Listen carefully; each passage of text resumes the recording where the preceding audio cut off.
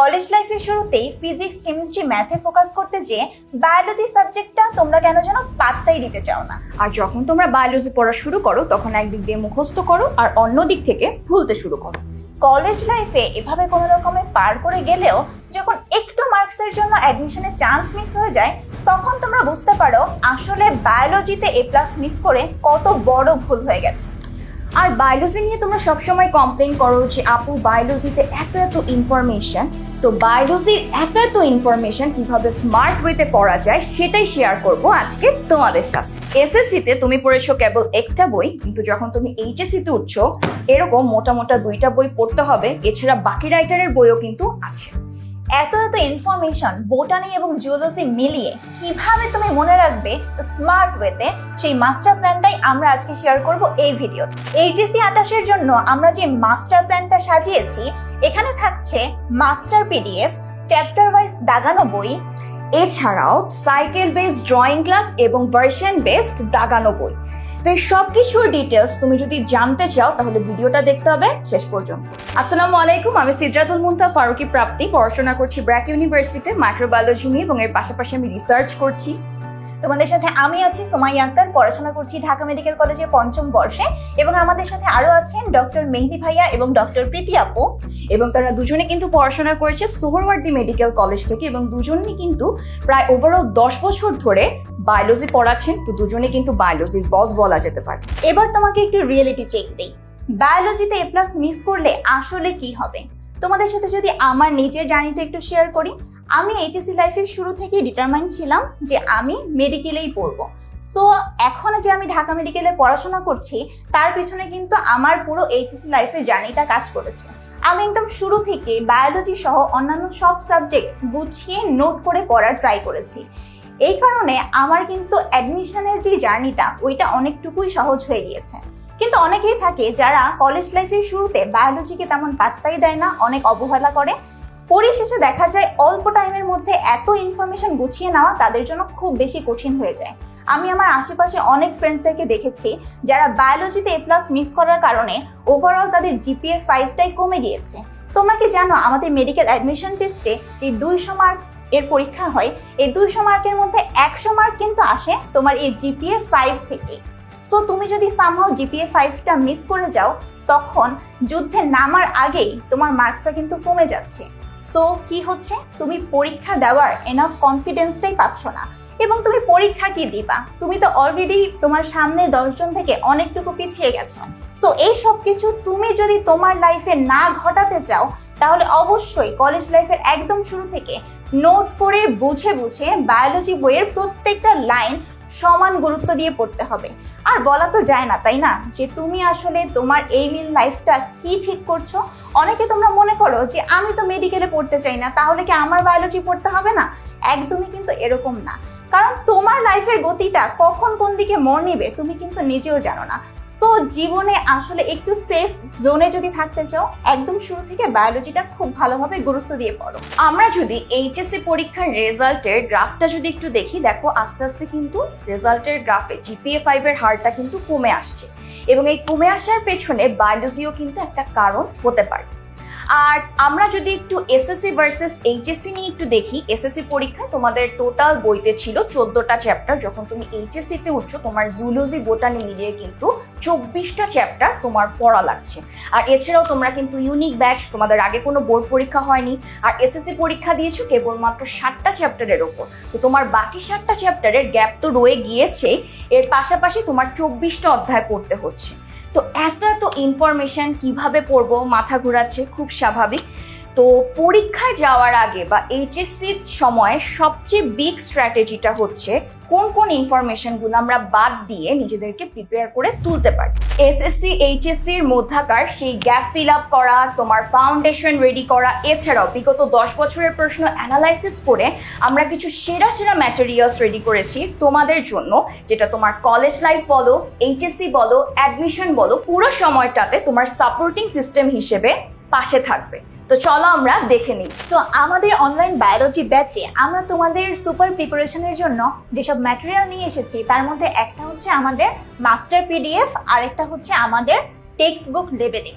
এখন কাহিনীটা হলো, আমাদের প্রত্যেক ক্লাসের শেষে আমরা তোমাদেরকে এই মাস্টার পিডিএফটা দিয়ে দিব। তোমাদের আমাদের কাছে প্রশ্ন থাকে যে আপু আমাদের বই আসলে কয়টা। আমরা যদিও মেইন রাইটার হিসেবে 2টা রাইটার তোমাদেরকে পড়তে বলি, বাট এছাড়াও কিন্তু আরো অনেক রাইটারের অনেক অনেক ইনফরমেশন তোমাদেরকে মনে রাখতে হয়। তো তোমাদের জন্য কষ্ট করে সব রাইটারের বই আলাদা আলাদা করে কিনতে না হয়, এই জন্য ইম্পর্টেন্ট টপিকগুলো, ইম্পর্টেন্ট ইনফরমেশনগুলো আমরা এক জায়গায় করে এই মাস্টার পিডিএফে দিয়ে দিয়েছি। তুমি যখন আমাদের ক্লাসটা করবা, মেইন বইটা পড়বা, সাথে মাস্টার পিডিএফ থেকে এক্সট্রা ইনফরমেশনগুলোও পড়ে ফেলবা, তখন কিন্তু তোমাকে আর কেউই ঠেকাতে পারবে না। একই সাথে দেখো, আমরা আমাদের মেইন বইটাকে এমনভাবে প্রিপেয়ার করেছি যেন তুমি বিভিন্ন কালারের মার্কার দেখে বুঝে ফেলো যে বইয়ের লাইনটা তোমার জন্য কেন ইম্পর্টেন্ট, বিগত বছরে জিনিসটা কোথায় আসলে এসেছে।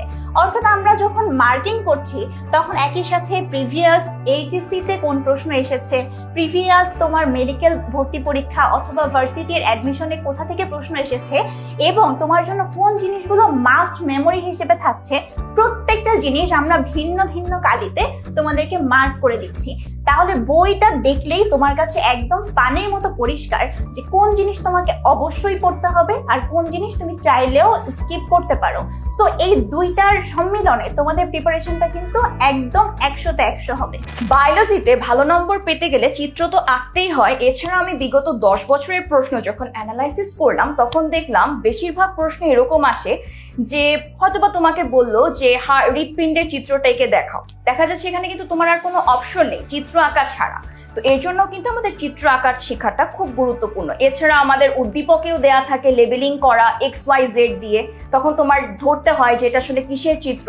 তো এই যাবতীয় জিনিসগুলোর জন্য আমাদের চিত্র আঁকাটা কিন্তু খুব গুরুত্বপূর্ণ। তাই তোমাদের জন্য আমরা যেটা প্ল্যান করেছি যে আমরা কিছু বিশেষ রেকর্ডিং ক্লাস দিব যেখানে প্রতিটা চ্যাপ্টারের ইম্পর্টেন্ট চিত্রগুলো আমরা শিখাবো কিভাবে সহজে কম সময় দ্রুত আঁকা যায়। শুধু চিত্র আঁকানোর পাশাপাশি লেবেলিং সহ নানাবিধ যা কিছু আছে সবকিছু তোমার জন্য সেই ক্লাসে রেডি থাকবে, যেন পরবর্তীতে চিত্র আঁকা নিয়ে তোমার আর কোনো সমস্যাই না হয়। মাস্টার পিডিএফ দাগানো বই ছাড়াও আমাদের এইচএসসি 28 অনলাইন এই ব্যাচটাতে তোমার এসএসসি থেকে এইচএসসি তে যাওয়ার মধ্যকার যে গ্যাপটা ছিল এবং তোমার ফার্স্ট ইয়ার সেকেন্ড ইয়ারে তুমি সিটি এক্সাম বলো, ইয়ারলি এক্সাম বলো, প্রতিটার জন্যই কিন্তু আমরা তোমাকে প্রস্তুত করে তুলছি।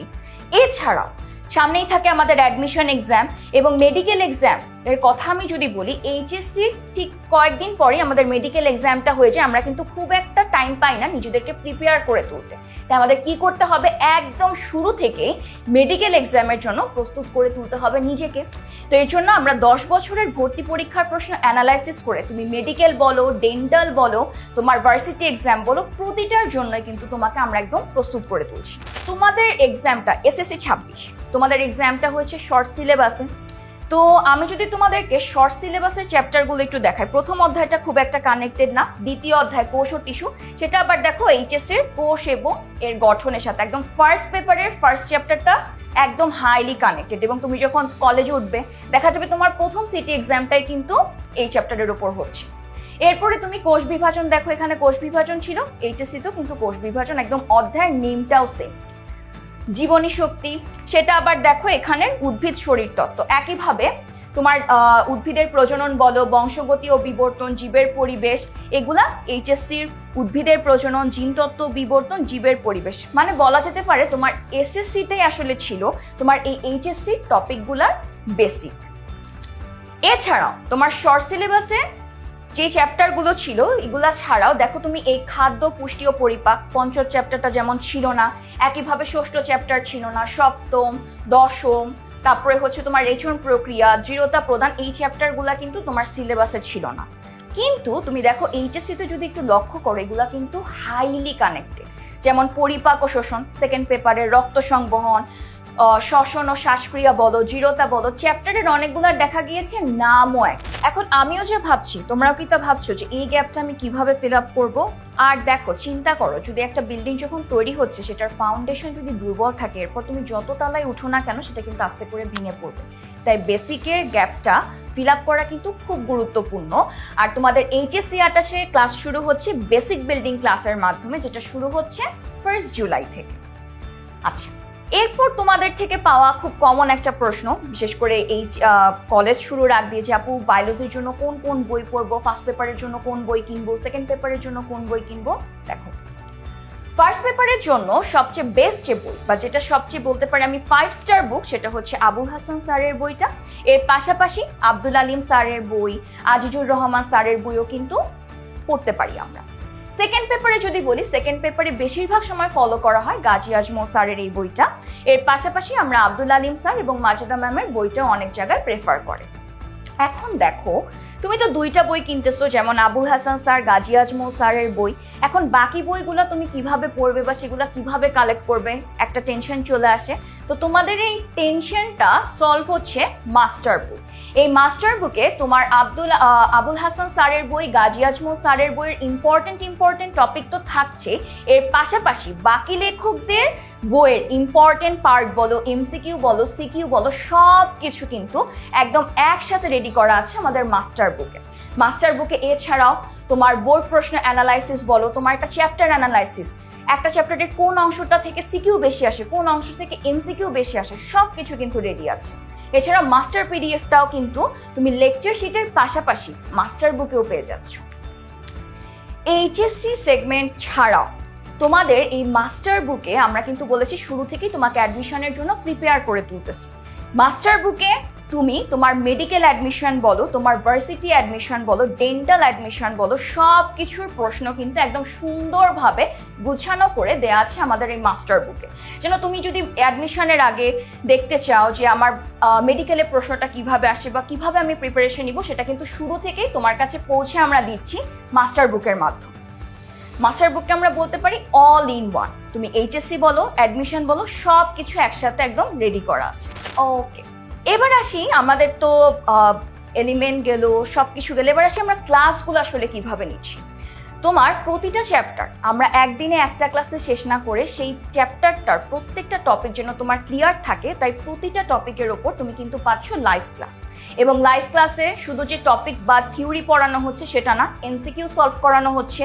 এবং বায়োলজি ক্লাসটা তোমরা অলরেডি যারা আমার এসএসসি সেগমেন্টে ক্লাস করেছো তোমরা দেখেছো, আপু অনেক ডায়াগ্রাম এঁকে এঁকে বুঝাই। তো প্রতিটা ক্লাসে আমাদের পুরো টিচার প্যানেলই কিন্তু এইভাবে তোমাদের ক্লাসগুলো নিবে, যেন ডায়াগ্রাম এঁকে এঁকে কনসেপ্টটা যাতে তোমার একদম ক্লিয়ার হয়ে যায়।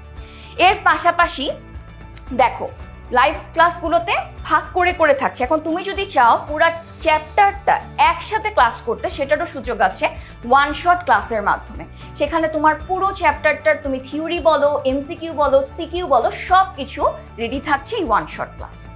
এছাড়াও মাঝে মাঝে দেখা যায় ক্লাস মিস হয়ে যায়, তখন আপু কি করব, তার জন্য থাকছে রেকর্ডেড ক্লাস, যেখানে তোমার কোনো একটা ক্লাস মিস হয়ে গেলে সেটা তুমি ইজিলি দেখে ফেলতে পারছো। এছাড়াও মনে করো অনেক সময় দেখা যায় না যে আমি হয়তো বা এখন তোমাদেরকে ফার্স্ট পেপারের 3য় চ্যাপ্টার পড়াচ্ছি, কিন্তু তোমার সিটি এক্সামে দেখা যাচ্ছে যে 4th চ্যাপ্টারটা আছে, তখন তুমি কি করবে? এর জন্য আমরা এইচএসসি 27-এর প্রতিটা ক্লাস তোমাদেরকে দিয়ে দিচ্ছি আর্কাইভ ক্লাস আকারে। তোমার যখন প্রয়োজন তখন কিন্তু তুমি আর্কাইভ ক্লাসগুলো দেখে তোমার যে সেই গ্যাপটা বা সিলেবাস ফুলফিল করা, সেটাও কিন্তু সম্ভব হয়ে যাচ্ছে। আর আরেকটা মজার কথা হচ্ছে, পুরো ক্লাসটা জুড়ে আমরা টিচাররা তো তোমাদের সাথে থাকছি, এছাড়াও থাকছে 10 AI ফ্রেন্ড। ক্লাসের যে কোনো সময় যে কোনো বিষয় নিয়ে তুমি যদি কনফিউজড হয়ে যাও, সেটাও কিন্তু ও তোমাকে সলভ করে দিবে। সেটা তোমার লাইভ ক্লাস বলো, রেকর্ডেড ক্লাস বলো, ওয়ান শট ক্লাস বলো, প্রতিটা সময় ও কিন্তু তোমার সাথে থাকছে। ওকে, এখন আসি এত কিছুর আসলে আমাদের টার্গেটটা কি। টার্গেট আমাদের একটাই, সেটা হচ্ছে সময়ের মধ্যে তোমাকে পুরোপুরি প্রিপেয়ার করে তোলা এইচএসসি এবং অ্যাডমিশনের জন্য। এখন একটা প্রশ্ন আসে যে আপু আমি নিজেকে যাচাই করব কিভাবে? যাচাই করার অনেকগুলো ওয়ে আছে। যেমন প্রতিটা ক্লাসের পর থাকছে ডেইলি এক্সাম, যেখানে প্রতিটা ক্লাসে যেই টপিকের ওপর তোমার ক্লাস হলো সেটার উপর তুমি এমসিকিউ এক্সাম দিতে পারতেছো। এছাড়াও মান্থ শেষে থাকতেছে মান্থলি এক্সাম, যেখানে তোমার পুরো মাস জুড়ে যতগুলো ক্লাস যতগুলো টপিকের ওপর হয়েছে সেটাও কিন্তু তুমি যাচাই করতে পারতেছো যে প্রত্যেকটা টপিক তুমি বুঝতে পেরেছো কিনা। এছাড়াও থাকছে মডেল টেস্ট, সিকিউ, এমসিকিউ, সবকিছু ওখানে তুমি সর্ট করতে পারছো। আরেকটা এক্সাম আছে, সেটা হচ্ছে রিটেন এক্সাম, এমসিকিউ সিকিউ দুটার উপরই। সেখানে তুমি সিকিউ প্রশ্নটা লিখে ছবি তুলে আমাদেরকে পাঠালে আমরা টিচাররা গ্যারান্টি দিচ্ছি তোমার সেই প্রশ্নগুলো আমরা চেক করে দিব, যেন সৃজনশীল প্রশ্ন লেখা নিয়ে তুমি কোথাও কোনো কনফিউজ না থাকো। এরপর একটা খুব কমন প্রশ্ন যে আপু সবকিছু কেন বাংলা ভার্সনের জন্য, আমাদের ইংলিশ ভার্সনের জন্য আসলে কি কোনো কিছুই নেই? শোনো, তোমাদের তো ক্লাসগুলো তো তোমরা নর্মালি করতে পারতেছো, বায়োলজিতে টার্মিনোলজি বলো আর বাকি যে ইনফরমেশন সেগুলো অনেকটাই সেম, বুঝাটা হচ্ছে মেয়ে। এছাড়াও ইংলিশ ভার্সনের বইটাও কিন্তু আমরা তোমাকে দিয়ে দিচ্ছি, যেখানে আমরা এইচএসসি অ্যাডমিশন সব কিছু তোমাকে দাগিয়ে দিব, যেন তোমার প্রিপারেশন নিতে কোথাও কোনো প্রকার সমস্যাই না হয়, তোমার প্রিপারেশনটাও যাতে একদম 100তে 100 হয়ে যায়। দেখো এখন আমি বলি আমার পার্সোনাল এক্সপিরিয়েন্স থেকে একদম বলি, অনেকেই আমাকে বলছে যে এইচএসসি অনেক ডিফিকাল্ট, অনেক টাফ, এগুলার পড়া এত মাথায় ঢুকে না, এত কনসেপ্ট। কিন্তু আমি তোমাকে বলি এইচএসসির মূল খেলাটা হচ্ছে সময়। এইচএসসির এই মিশনে তারাই জয়ী হয় যারা এই সময়ের মধ্যে ফুল সিলেবাসটা শেষ করবে। কারণ আমি এসএসসিতে কিন্তু তোমরা একটা বই 2 বছর পড়েছো, আর এইচএসসিতে কি তুমি দুইটা বই পড়ছো, তোমার 1.5 বছরের মতো তুমি সময় পাচ্ছ। সময়টা কিন্তু অনেকটা কম এসএসসির তুলনায় এইচএসসিতে। তো তোমার মূল গেমটা হবে যখন তুমি সময়টাকে ক্যাচ করতে পারবে, আর এর জন্য কিন্তু একদম প্রথম দিন থেকে পড়া শুরু করতে হবে, কোনো ক্লাস মিস দিও না। ক্লাসের পর চেষ্টা করবে টপিকটা সেই দিনই পড়ে ফেলা। আর তোমাদের ক্লাস বলো, তোমাদের বেসিক ক্লিয়ার বলো, প্রত্যেকটা চ্যাপ্টারের প্রত্যেকটা টপিক ক্লিয়ার করার জন্য কিন্তু আমরা পুরো টিচার প্যানেল রেডি। এখন তোমার ডিসিশন যে তুমি কবে থেকে এইচএসসির পড়া শুরু করবে। আর ইনশাল্লাহ এইচএসসি 28 খুব শীঘ্রই দেখা হচ্ছে তোমাদের সাথে ক্লাসে।